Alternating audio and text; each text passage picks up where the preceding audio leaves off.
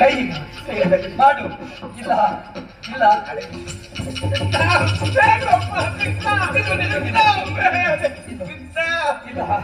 ತಂದಿದ್ದಾನೆ ನೋಡು, ನಮ್ಮನ್ನು ವಂಚಿಸುವುದು ಅವನಿಗೆ ಒಂದು ದಾಕ್ಷಿಣ್ಯ.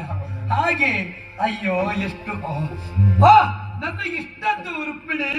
ಏನು ಸ್ವಾಮಿ ಇದು ಇಡೀ ಅವಲಕ್ಕಿ ನನಗೆ ಬಹಳ ಇಷ್ಟ.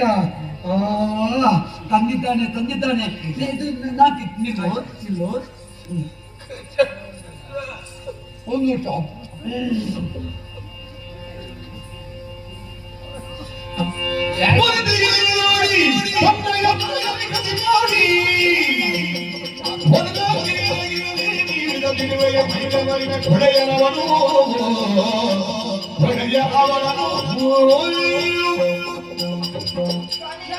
ತಿನ್ಬೇಡಿ ಸ್ವಾಮಿ, ಇದನ್ನು ಅವ ಕೊಳೆ ಇದ್ದಾನೆ, ಇದನ್ನು ತಿನ್ಬೇಡಿ ನೀವು ಸಾಕು.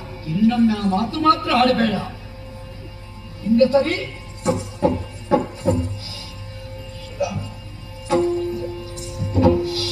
ಅದನ್ನು ತಿಂದೆಯಪ್ಪ ನೀನು. ಯಾಕಪ್ಪ ಸುಧಾಮ ಹೀಗಾಗ್ತಾ ಇದ್ದಿ?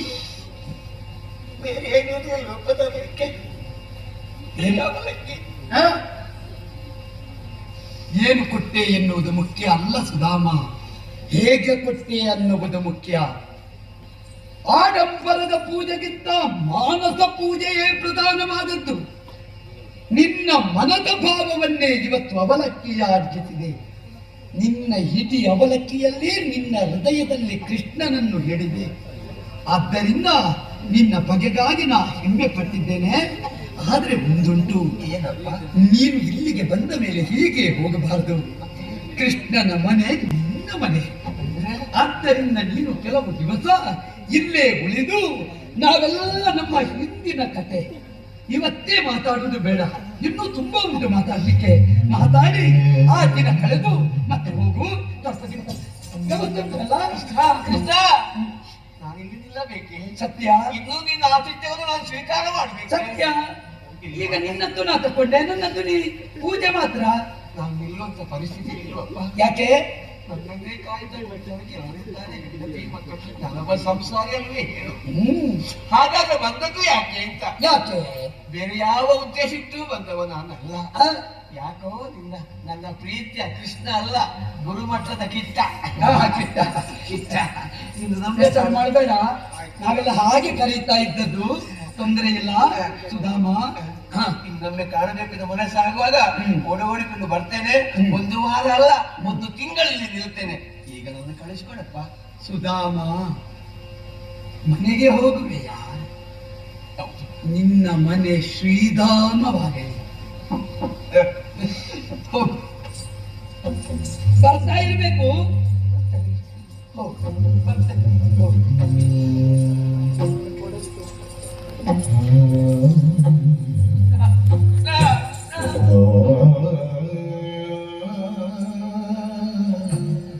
ತುಂಬಾ ಕಡಿಮೆ, ಬಾಯಿ ತುಂಬಾ ಮಾತಾಡಿದೆ.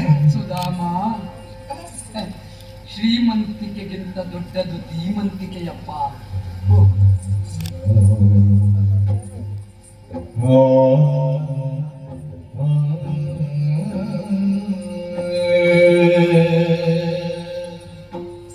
ಅದರಲ್ಲಿ ತುಂಬಿದ್ದದ್ದು ಅವನ ಮಾನಸಿಕವಾದಂತಹ ಸ್ಥಿತಿ, ಹೃದಯದ ಭಾವ. ಅದನ್ನು ನಾನು 2 ಹಿಡಿ ತಿಂದೆ. 3ನೇ ಹಿಡಿಗಾಗುವಾಗ ನೀ ತಡೆದೆ. ಏನೇ ಉದ್ದೇಶ? ಕಾರಣ ಉಂಟು ಸ್ವಾಮಿ. ನೀ ಒಂದು ಮುಷ್ಟಿ ತಿನ್ನುವಾಗಲೇ ನಮ್ಮ ಅರ್ಧ ಸಂಪತ್ತೆಲ್ಲ ಹೋಯಿತು. 2ನೇ ಮುಷ್ಟಿ ತಿನ್ನುವಾಗ ಮತ್ತೆ 3/4 ಭಾಗದಷ್ಟು ಹೋಯಿತು ಸ್ವಾಮಿ. ಇನ್ನು 3ನೇ ಮುಷ್ಟಿ ತಿಂದ್ರೆ ಎಲ್ಲವೂ ಹೋಗ್ತದೆ. ಅಷ್ಟು ಮಾತ್ರವಲ್ಲ, ನನ್ನನ್ನು ಕೂಡ ನೀವು ಕಳೆದುಕೊಳ್ಬೇಕಾಗ್ತದೆ ಸ್ವಾಮಿ. ರುಕ್ಮಿಣಿ, ನೀ ಲಕ್ಷ್ಮಿ ಎನ್ನುವುದನ್ನು ನಾ ಬಲ್ಲೆ. ಆದರೆ ಈ ಹೊತ್ತಿನಲ್ಲಿ ಅವನು ಬರುವಲ್ಲಿದ್ದ ಅಂತರಂಗ ಏನು ಬಲ್ಲೆಯ? ನಾ ಹಾಲು ಕೊಡುವಾಗ ಅವ ಹೇಳಿದ, ಊರಿನ ಮಕ್ಕಳು ಹಾಲಿಲ್ಲದೆ ಬಳಲುತ್ತಾ ಇದ್ದಾರೆ. ಅನ್ಯರ ಮಕ್ಕಳಲ್ಲ, ಅವ ಬಡವನಿದ್ದಾನೆ. ಅವನ ಮನೆಯಲ್ಲಿ ತುತ್ತು ಅನ್ನಕ್ಕೆ ಗತಿಯಿಲ್ಲ, ಹಾಲು ಕುಡಿಯುವ ಸ್ಥಿತಿ ಇಲ್ಲ. ಅವನ ಮಕ್ಕಳ ದುರಂತದ ಸ್ಥಿತಿಯನ್ನೇ ಅವ ಹೇಳಿದ್ದಾನೆ. ಮಾತ್ರವಲ್ಲ, ನಾ ಅವನನ್ನು ಅವನು ಬರುವಲ್ಲಿದ್ದ ಉದ್ದೇಶ ಏನು ಬಲ್ಲೆಯ? ಅವನ ಬಡತನವನ್ನು ಹೋಗಲಾಡಿಸುವುದಕ್ಕೆ ಬೇಕಾಗಿ ಸಂಪದವನ್ನು ಪಡೆಯಬೇಕು ಅಂತ ಬಂದ. ಆದ್ರೆ ಇಲ್ಲಿ ಅವನಿಗೆ ಕೇಳಲಿಕ್ಕೆ ಮನಸ್ಸು ಬರಲಿಲ್ಲ. ಕಾರಣ ಒಬ್ಬ ಸ್ವಾಭಿಮಾನಿ. ಈ ಪ್ರಪಂಚದಲ್ಲಿ ಸ್ವಾಭಿಮಾನಕ್ಕಿಂತ ದೊಡ್ಡ ಅಭಿಮಾನ ಇನ್ನೊಂದಿಲ್ಲ ಕಾಂತೆ. ಸ್ವಾಭಿಮಾನದಿಂದಲೇ ಕೃಷ್ಣನ ಹೃದಯವನ್ನು ಅವ ಗೆದ್ದ.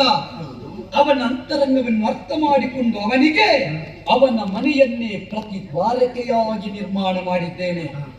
ಯಾವತ್ತು ನಮ್ಮಲ್ಲಿ ಧೀಮಂತಿಕೆ ಇದ್ರೆ, ನಮ್ಮಲ್ಲಿ ಸ್ವಾಭಿಮಾನ ಇದ್ರೆ, ನಮ್ಮಲ್ಲಿ ಪ್ರತಿಯೊಬ್ಬರನ್ನು ಸಮಾನ ಭಾವದಿಂದ ಕಾಣುವ ದೃಷ್ಟಿಕೋನ ಇದ್ರೆ, ಅತಿಥಿಗಳನ್ನಾದರೂ ದೇವರ ನೆಲೆಯಲ್ಲಿ ಕಂಡು ನಮ್ಮ ಮನೆಯಲ್ಲಿ ಭೇದವಿಲ್ಲದೆ, ನಮ್ಮ ಮನದಲ್ಲಿ ಭೇದ ಇಲ್ಲದೆ, ಹೊರಗಿದ್ದವನನ್ನಾದರೂ ಒಳಗೆ ಕರೆದು ಹಾಲು ಕೊಡುವ ಹಾಲಿನಂತಹ ಮನಸ್ಸಿದ್ರೆ ಆ ಮನೆ ನಿಜಾರ್ಥದ ವೈಕುಂಠವಾಗುತ್ತದೆ ಕಾಂತೆ, ವೈಕುಂಠವಾಗುತ್ತದೆ.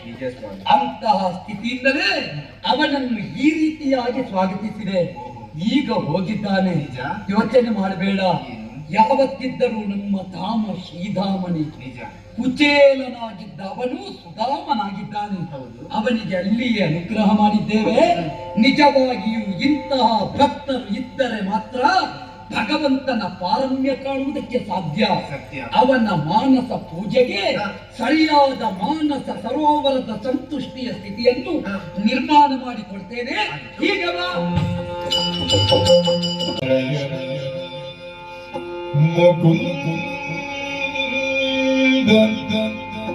ಮಾಧವ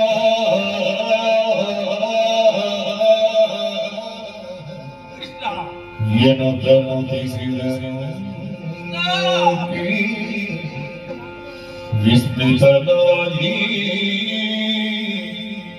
ಕುಚೇಲ ಮುತಿಸಿದ ಹರಿಯ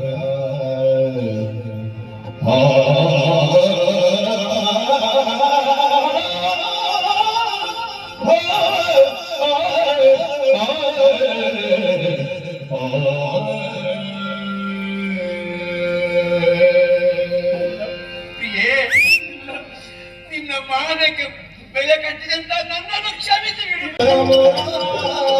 ಜಯ ಕೃಷ್ಣ